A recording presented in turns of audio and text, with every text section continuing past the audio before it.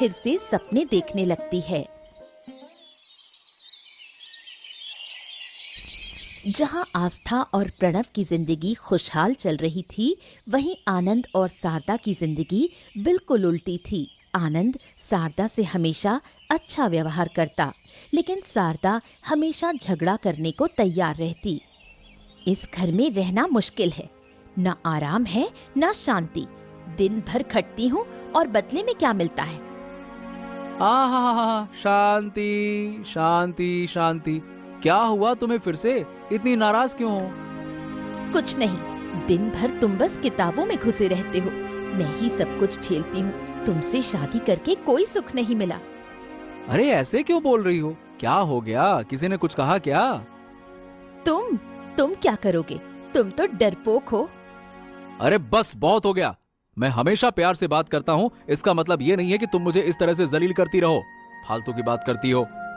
अगर हिम्मत है तो जाकर अपने भाई और उसकी बीवी से उलझो। सिर्फ मुझ पर चिल्ला सकते हो। अरे तो मैं उनसे क्यों उलझूं? क्या मेरे सींग उगे हैं क्या? जाके उनको मार दूं? उनसे मेरा क्या लेना देना? फालतू की बात करती हो। मैं दिन भर काम करती हूँ, घर संभालती हूँ, और आस्था वो आराम से पढ़ाई करती है, बस इसलिए क्योंकि वो प्रणव की पत्नी है। सरदा, ये तुम्हारा वहम है। तुम और भाभी दोनों ही इस घर की बहुएं हो। दोनों का सम्मान बराबर है। सच? एक बार अपने आप को देखो। पिताजी सारे काम प्रणव को देते हैं और तुम उनके बिजनेस में बस एक सहायक हो। जहाँ तुम्हारा कोई मान नहीं, वहाँ तुम्हारी बीवी को क्या मिलेगा? शारदा की बातें आनंद के मन में गहरी चुभ जाती हैं। अब वो अपने भाई और पिता के प्रति जलन और नाराजगी महसूस करने लगता है। सुबह सुबह शारदा रसोई में आनंद के लिए नाश्ता बनाने जाती है। तभी आस्था भी रसोई में आती है। दीदी, आप थोड़ी देर में ठाकुरपो के लिए नाश्ता बना देना। पहले मैं बना लूं? क्यों? मैं पहले आई हूँ तो नाश्ता मैं बनाऊंगी, तुम बाद में करना। दीदी समझिए ना, उन्हें जल्दी काम पर जाना है शहर से बाहर, और ठाकुरपो तो घर में ही है ना। आनंद ये सारी बातें सुन रहा था। वो धीरे से आस्था के पीछे आकर खड़ा हो जाता है। तो अगर दादा शहर जा रहे हैं तो फिर तो मेरा कोई काम ही नहीं हो सकता। हमेशा उन्हीं का नाश्ता पहले बनेगा और मैं इंतजार करूंगा, है ना? ठाकुरपो, मैंने ऐसा मतलब नहीं निकाला। आप तो घर पर हैं, इसलिए थोड़ी देर से भी नाश्ता हो जाए तो कोई परेशानी नहीं। मुझे अभी नाश्ता चाहिए। आज मेरा नाश्ता पहले बनेगा। अगर दादा इंतजार नहीं कर सकते हैं तो बाहर खा लें, बस। पर ठाकुरपो, दादा को जरूरी। सरदा, मेरा नाश्ता पहले बनाओ, मैंने कह दिया ना। मुझे किसी की बात नहीं सुननी है। ये रसोई किसी एक की नहीं है, समझ लो। आनंद के इस बदले हुए व्यवहार से आस्था बहुत दुखी होती है।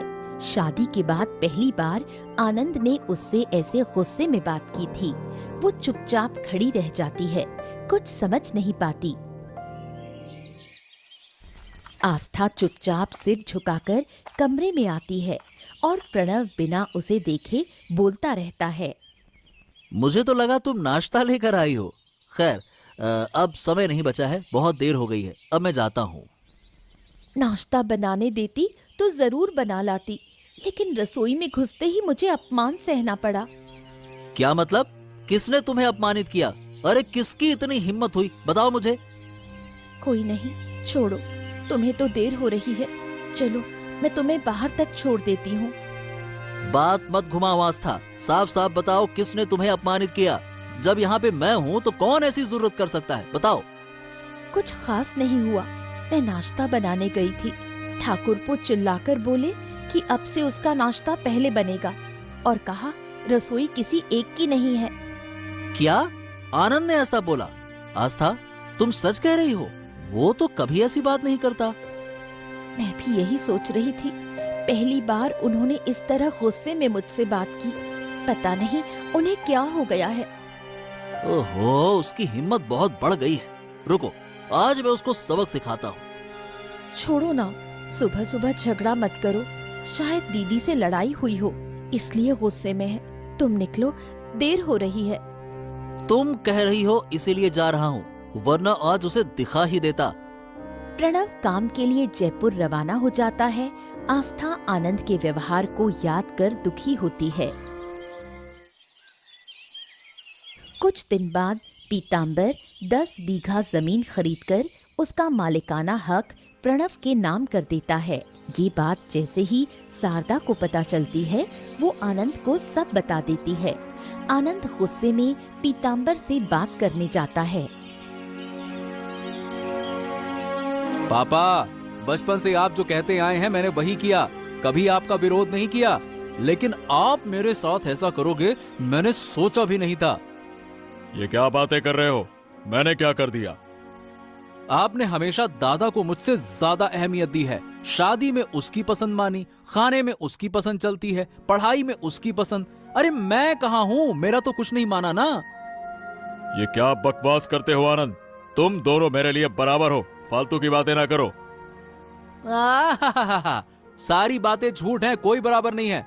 व्यापार के हर बड़े फैसले में आप दादा की राय लेते हैं, उसे भेजते हैं, और मुझे बस एक साधारण सा सहायक बनाकर रखा है, किनारे में बैठा रहता है जो। क्योंकि प्रणव तुमसे ज्यादा समझदार है और बड़ा भी है। ओ, तो क्या बड़े होने से ही सारे फायदे मिलेंगे? आपने 10 बीघा जमीन उसके नाम कर दी, मुझे क्या दिया? बस बहुत हो गया पापा, मुझे भी जमीन चाहिए, अलग घर चाहिए, और मेरी पत्नी के लिए अलग रसोई चाहिए, वरना मैं इस घर को जला दूंगा। पहली बार आनंद के ऐसे तेवर देख पीताम्बर चौंक जाता है। वो यकीन नहीं कर पाता कि उसका सीधा बेटा उसे धमकी देकर चला गया। कुछ दिनों बाद दुखी पीताम्बर 2 कागज लेकर प्रणव के पास आता है। पापा, आप इतनी रात को जाग रहे हैं, सब कुछ ठीक तो है ना? जिंदगी भर सारी जिम्मेदारी तुम्हें दी है, आज आखिरी एक जिम्मेदारी सौंपने आया हूँ। उम्मीद है कि तुम हमेशा की तरह इसे भी निभाओगे। ऐसा क्यों कह रहे हो पापा? आप तो बस कहिए, करना क्या है? तुम्हारी माँ के जाने के बाद मैंने बहुत कोशिश की कि तुम दोनों बेटों को खुशियां दूं, शायद पूरी तरह से सफल नहीं रहा। पापा, आपके कारण ही तो हम आज इस मुकाम पर हैं। आपने हमारी हर जरूरत पूरी की है। तुम तो मुझसे खुश हो, लेकिन तुम्हारा छोटा भाई शायद नहीं। उसे लगता है कि मैं उसकी फिक्र करता ही नहीं। पीताम्बर कागज प्रणव को देता है। इन कागजों पर मेरी सारी जमीन दोनों बेटों के नाम पर बराबर बटी हुई है। अगर मैं ना रहूं तो तुम अपने भाई को उसका हिस्सा प्यार से दे देना, समझ गए?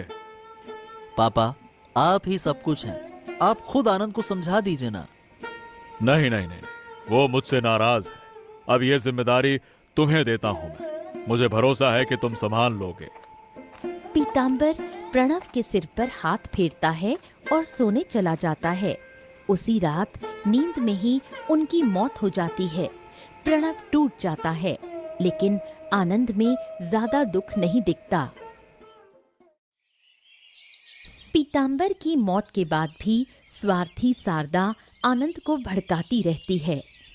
देखो, जो डर था वही हुआ। तुम्हारे पिता सब कुछ प्रणव को दे गए, अब हमें उसका नौकर बनकर रहना पड़ेगा।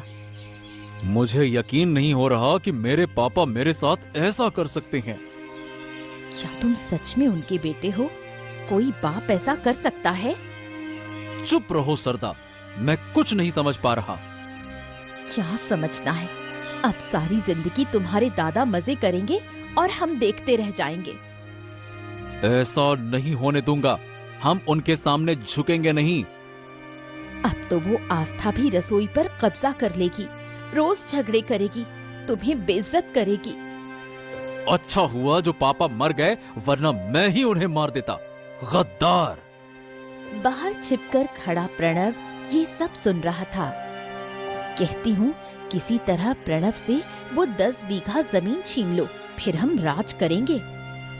छी। पापा को गए बस एक ही दिन हुआ है और ये लोग जमीन के पीछे पड़े हैं। आनंद को पापा के मरने का दुख ही नहीं है, बस लालच। ये सब सोचते ही प्रणव को आनंद और शारदा से घृणा होने लगती है। वो चुपचाप वहाँ से चला जाता है। महीने बाद आस्था और प्रणव कोकिला को लेकर नदी किनारे जाते हैं। वहीं वो आनंद और शारदा को बुलाते हैं। ये दोपहर में सबको नदी के किनारे क्यों बुलाया है?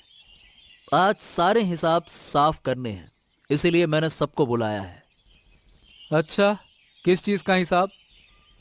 पापा ने मरने से पहले मुझे कुछ जिम्मेदारियां दी थी, आज वो मैं पूरी कर रहा हूं। हाँ हाँ हाँ, पापा तो हमेशा से ही सब तुम्हें ही देते आए हैं, इसमें नया क्या है, बताओ। आज तुम्हारा ये भ्रम टूट जाएगा आनंद, और जो जहर तुम्हारे दिमाग में भर गया है वो भी साफ हो जाएगा। प्रणव पीतांबर द्वारा दी गई जमीन के कागज आनंद को दिखाता है। ये देखो, ये जमीन 20 बीघा है, 10 तुम्हारी, पापा ने हमारे नाम पर बराबर बांटा है। हाँ, मतलब मैं अब तक जो सोचता रहा वो सब गलत था। हाँ, और पापा की मौत के बाद जो बातें मैंने तुम्हारी पत्नी से सुनी, उसके बाद मैंने तय किया अब हम अलग रहेंगे। अलग घर, अलग व्यापार और अलग रसोई।